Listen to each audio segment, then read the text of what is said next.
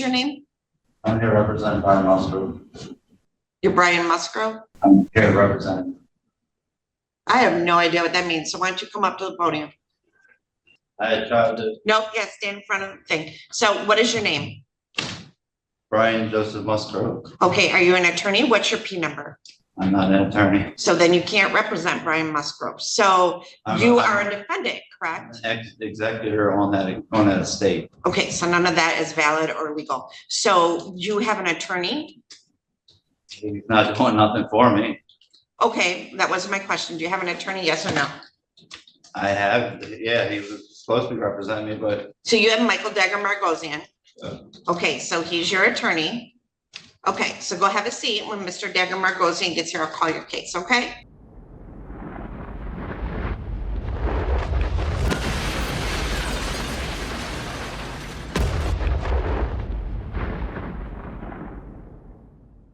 All right, so Mr. Musgrove, you want to come up to the podium, please? This is in the matter of the people of the state of Michigan versus Brian Joseph Musgrove, file number 23-21461FH.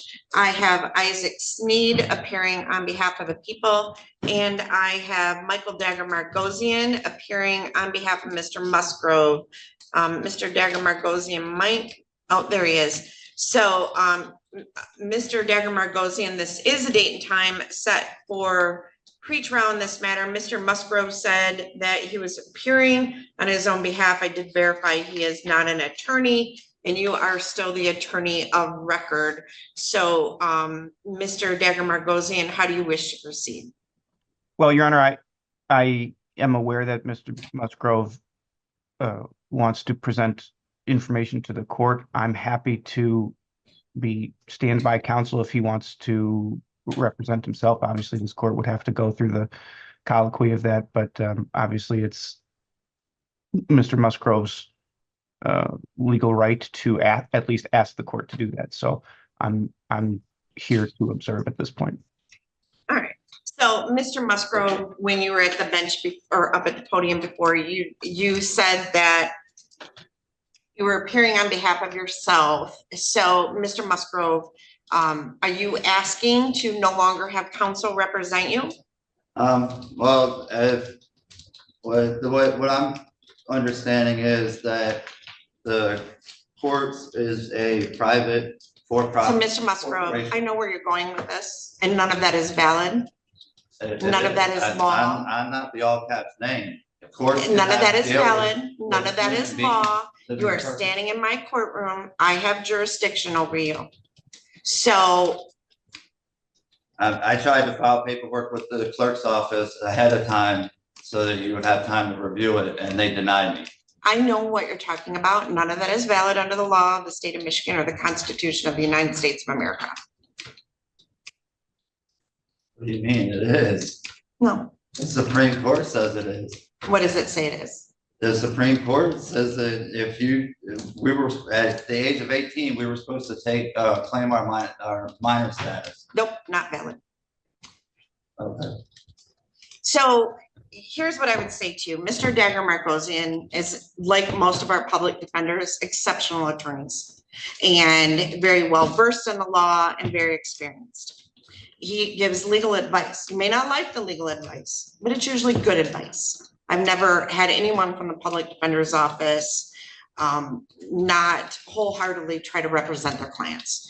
So what you are talking about is not valid, and it is not going to get you out of this case. You're not going to be able to say all those things because it's not valid.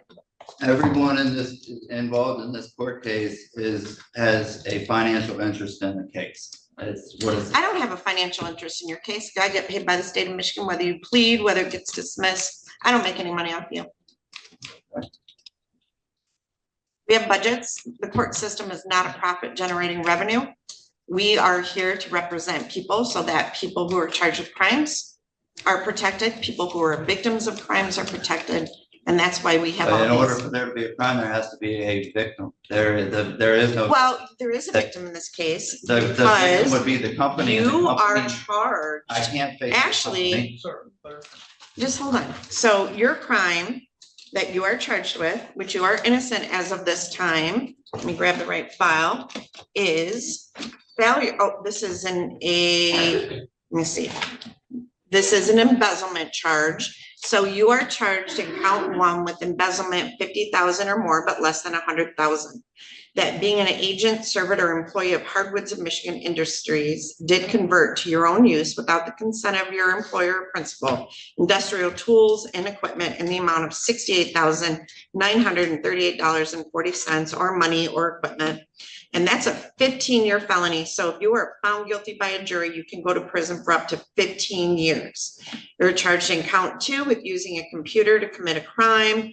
To facilitate the charge in count one, that carries a maximum penalty of up to 10 years in prison. And the way the statute is set up, I can actually stack those possibly. So you potentially could be looking at up to 25 years in prison. So the victim that's alleged in this would be that business.